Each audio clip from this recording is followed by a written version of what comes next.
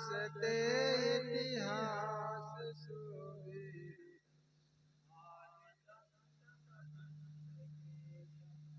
यमहंत एक अनंत तेहि के फांस बहु बरनंत के बहु जंत गाये है रंत कूप पतंत बहुत गनंत के। जीव हाल कीन बेहाल काल कराल सुनिया बेजाल के पुरशाल अनेक ही भाल शोभा चाल कवितन काल के।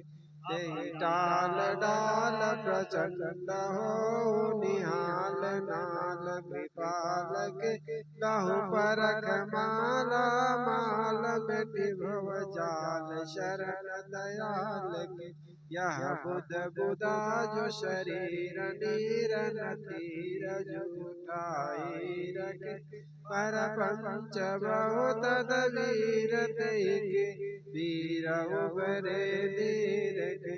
तजु नलिन कीर फकीर जहि डर नहीं वजीर अमीर के।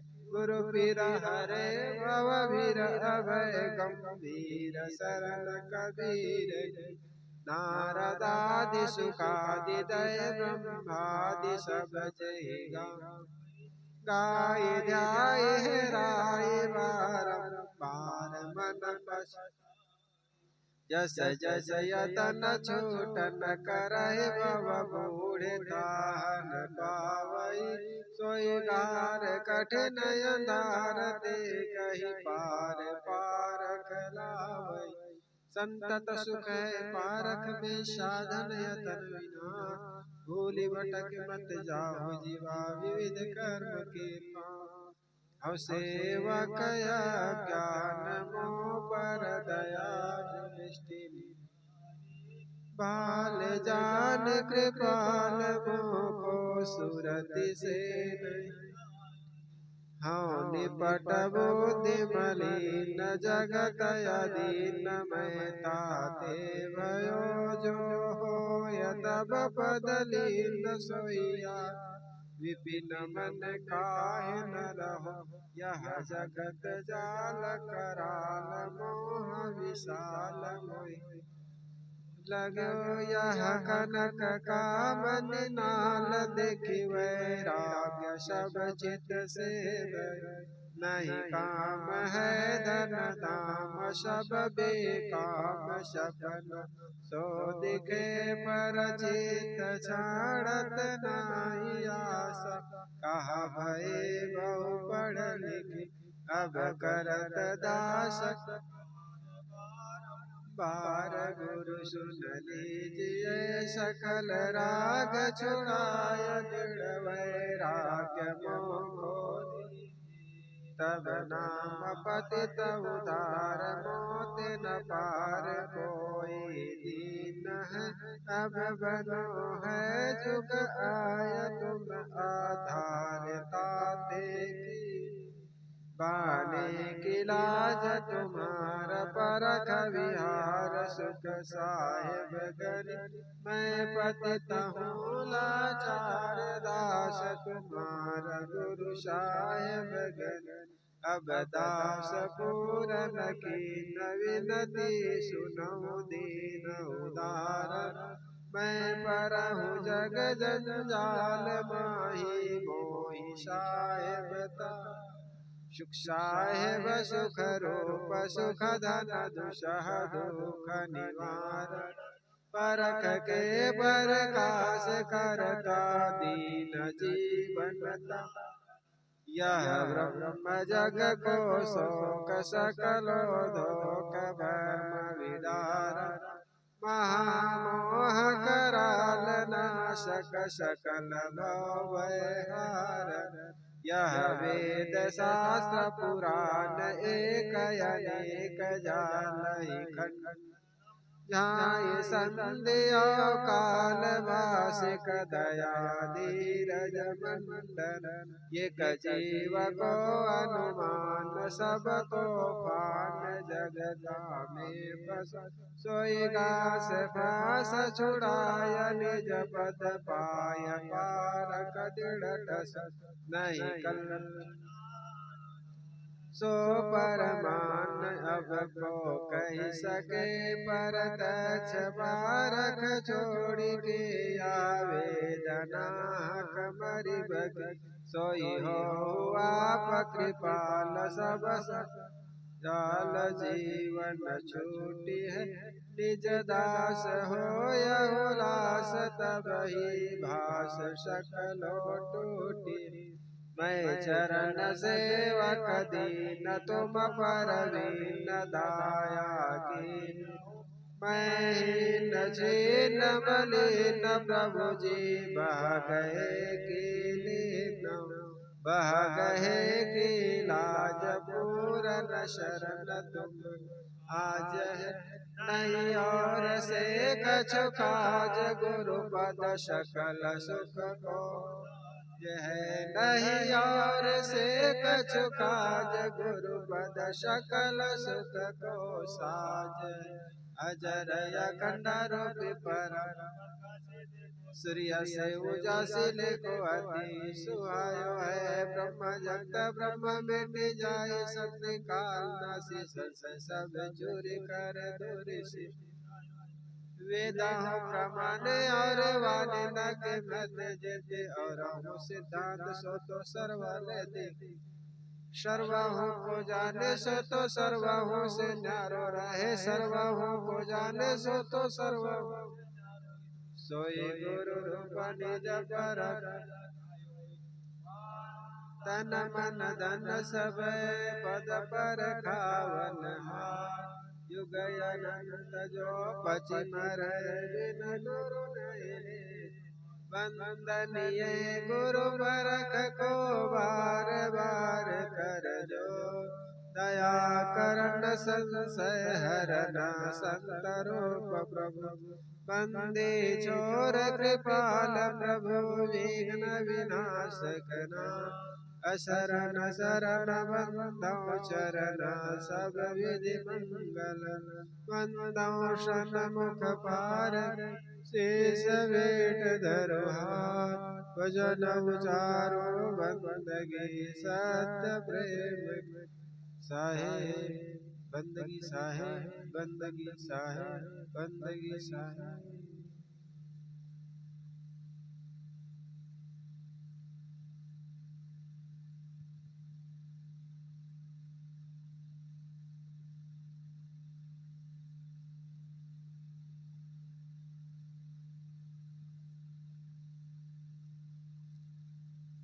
आरती तो पूजा आरती बाद में होते हैं।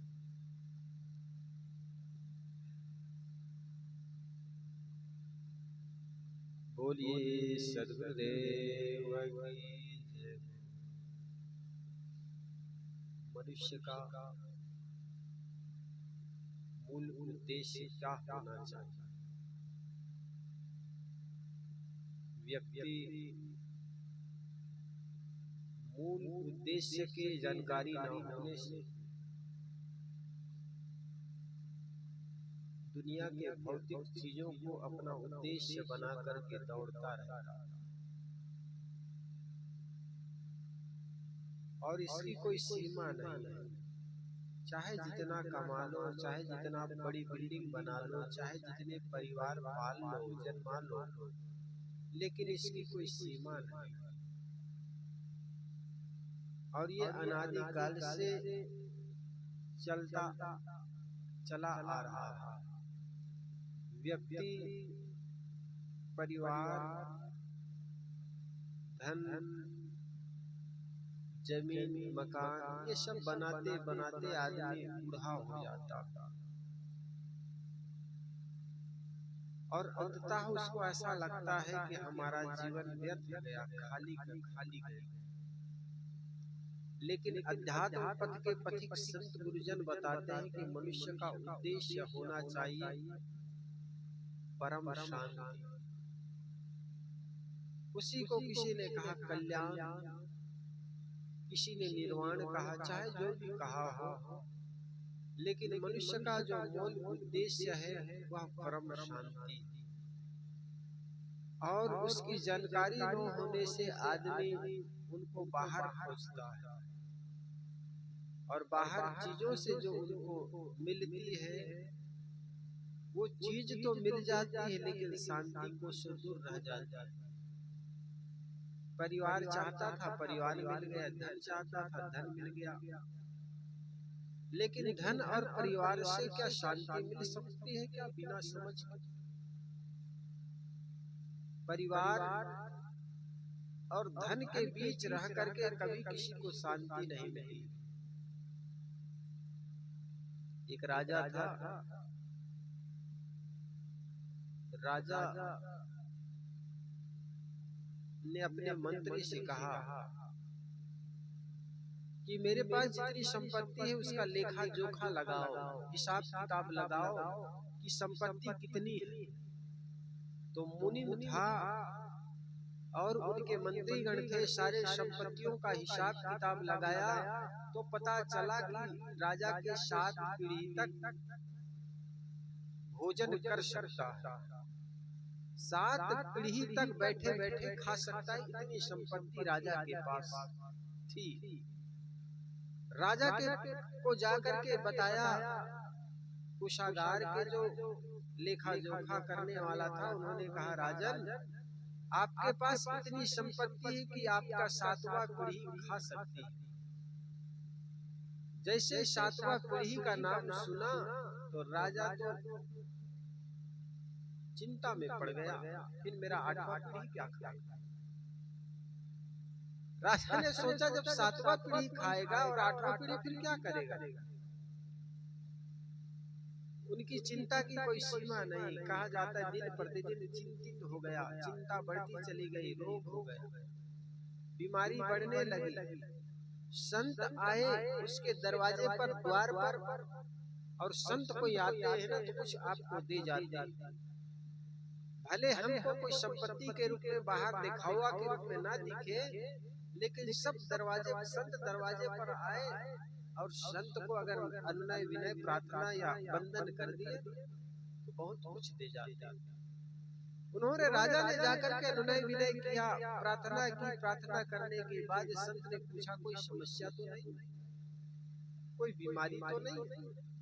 राजा ने कहा सरकार क्या बताऊं, कुछ दिन पहले मैंने अपने कोषागार के अधिकारियों से पूछा कि मेरे पास कितना कोष है, कितनी संपत्ति है।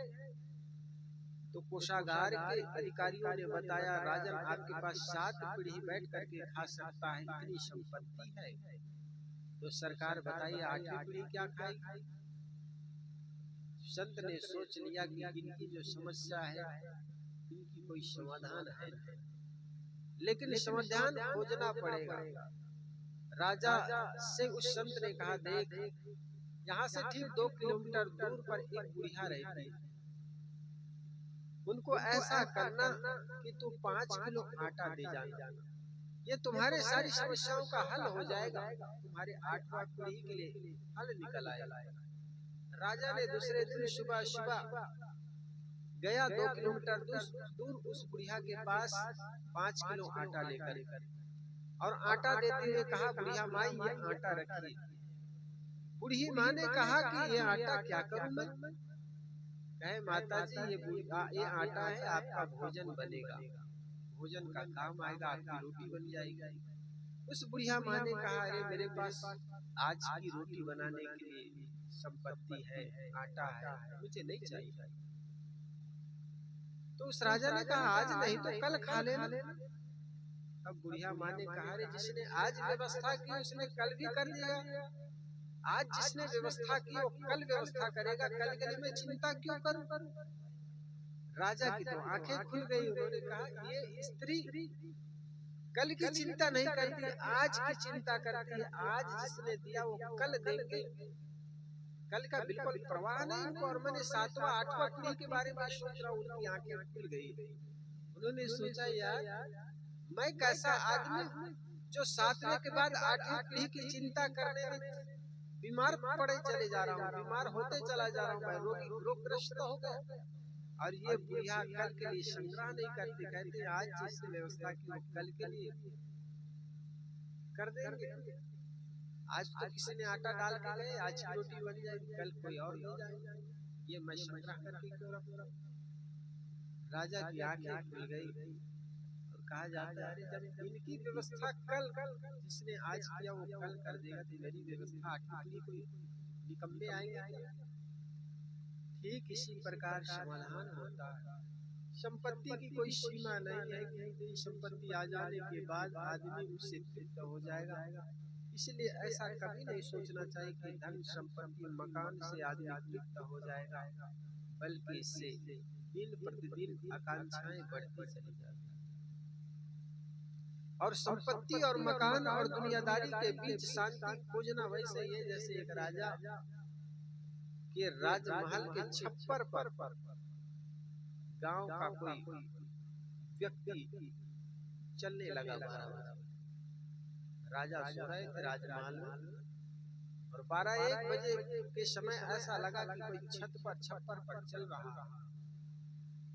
राजा ने आवाज लगाई, इस समय 12 बजे रात में छप्पर पर कौन चल रहा? तो उस व्यक्ति ने कहा राजन मैं आपके नगर का एक प्रजा। राजा ने कहा जब तुम एक नगर का प्रजा हो तो छत पर चलने की छप्पर पर चलने की क्या जरूरत पड़ गई तुमको? उस प्रजा ने कहा राजन मेरा ऊंट हो गया है, मेरा ऊंट हो गया है, उसको खोज रहा हूं। राजा ने कहा तुम्हारा ऊंट हो गया है तो भले आदमी तुम किसी खेत खलिहान में जाकर खोज, ये छप्पर पर ऊंट तुमको मिल जाएगा। राजा ने कहा राजन मुझे तो आपने कहा पागल कि छप्पर पर कोई ऊंट मिलेगी, मैं कैसे कहूं कि राजन आप भी पागल हैं मेरे तरफ? जब तुमको ये संपत्ति मकान और महल के बीच भौतिक सुख सुविधाओं के बीच तुम्हें शांति मिल सकती है, मोक्ष मिल सकता है, तो मुझे भी छप्पर पर ऊंट मिल सकता है। तो कहने का मतलब कहा जाता है राजा 12 बजे जब उस प्रजा की बातें सुन करके उनकी तो आंखें खुली की खुली रह गई। उन्होंने झट से बिस्तर छोड़ करके बाहर आया कि छप्पर पर कौन है, तो देखा तो छप्पर पर कोई नहीं था। और कहा जाता है उस दिन से राजा के मन में भी वैराग्य जग गया। वास्तव में जिस व्यक्ति को छप्पर पर ऊंट मिल सकता है तो मुझे भी, मेरे को अगर इस राज परिवार के बीच भौतिक सुख सुविधाओं के बीच मुझे परम शांति की उपलब्धि हो सकती, तुमको भी ऊंट मिल सकता है। और अगर उनको नहीं मिल सकता है तो मुझे भौतिक संपत्ति के बीच शांति मिलने वाली। ऐसा सोच करके उन्होंने राजपाट किया। तो कुल कहने का मतलब भौतिक संपत्तियों के बीच सुख सुविधाओं के बीच किसी को परम आनंद की उपलब्धि नहीं हो पाती है। परम उपलब्धि के लिए व्यक्ति को अपने मन से सकल वासना त्याग, मन से सारे वासनाओं को इच्छाओं को समूल नष्ट करने की जरूरत है। और अनासक्ति पूर्वक किया हुआ कर्म व्यक्ति को मोक्ष का रास्ता दिखाता है। बोलिए सद्गुरुदेव की वंदनी है गुरुदेव, वंदनी है गुरुदेव। ताल जाल के फंदा, ताल जाल के फंदा बारी परखल खायो बे। वंदनी है गुरुदेव, वंदनी है गुरुदेव, वंदनी है गुरुदेव। काल शास्त्र सब खोजत हारे, वेद शास्त्र खोजत हारे, मर्म न जानत केवट। वंदनी है गुरु, देव तुमको वंदन है। गुरु समान और को दाता, ताकि करिए सेवा तुमको वंदन है।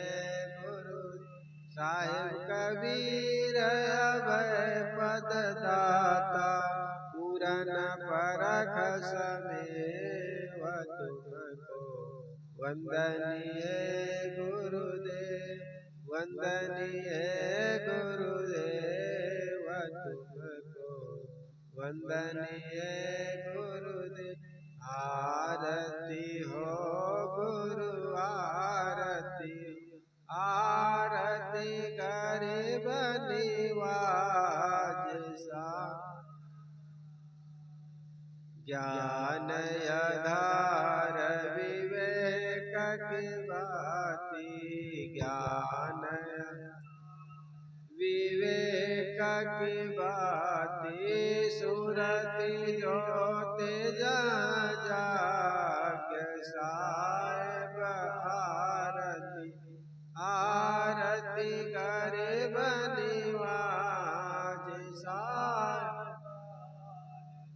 आरती करो सदगुरु साहेब की, जहाँ सब संत जे साहेब आरती हो, आरती गरीब निवाज साहेब।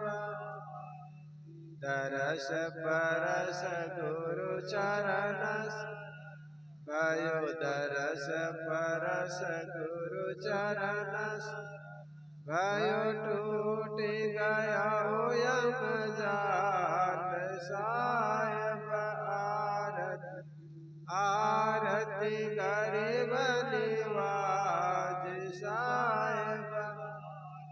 साहेब कबीर संतन की कृपा से, साहेब कबीर की कृपा से भया परख प्रकाश साहेब आरती, आरती गरीब निवाज साहेब। तो दास जान निज आपनो, विनती सुनिए मोर विनवता कर जोर की। गुरु चरणागत तो काम क्रोध मद लोभ मैं नित मैं रहूं भुला, दीन दास प्रभु जान के लीजै बंदी छुड़ा। मम दृश्य मां मलिन कानि मान के बीच, गुरु बोधिए मैं अधम अति नीच। काल जाल बहु निपट गंवार, शरण आए के लाज है साहेब लीजे हुआ। मन वच कर्म गुरु साधु से टूटे नाम मने, बंदी छोरिया दीजिए वरदान सदा यश। साहेब के दरबार में कमी काऊ की ना, वे नहीं चूक चाकरी।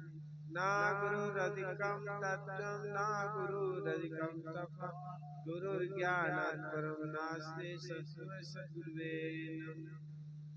ध्यान मूलम गुरुर्मूर्ति, पूजा मूलम गुरुपदम, मंत्र मूलम गुरुर्वाक्यम, मोक्ष मूलम गुरुर्देव।